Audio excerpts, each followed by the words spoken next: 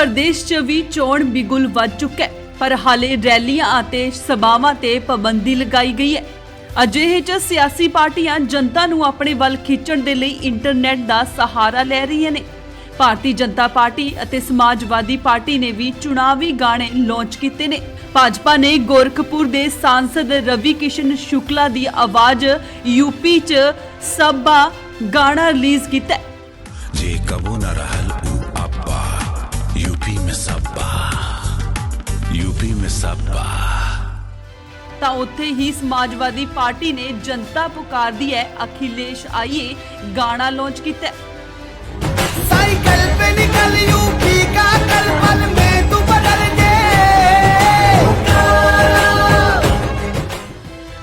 इस सब विचाले एक भोजपुरी ट्रैक भी लोकां दी जुबान ते चढ़ गया, जिसनू गाया है नेहा सिंह राठौर ने।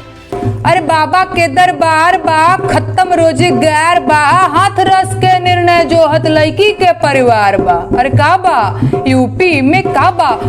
राठौर दे इस गाने नू गोरखपुर दे सांसद दे गाने दा जवाब मन्निया जा रहा। राठौर ने बिहार च चोणां च एक गाना भी जारी किया गया सी, जिस ते काफी सवाल उठे सन। राठौर ने यूट्यूब ते यह गाना एतवार सवेरे अपलोड किया सी।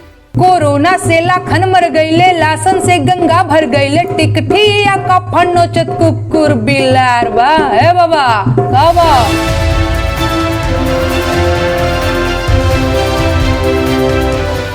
सोशल मीडिया ते यह गाना काफी वायरल हो रहा है।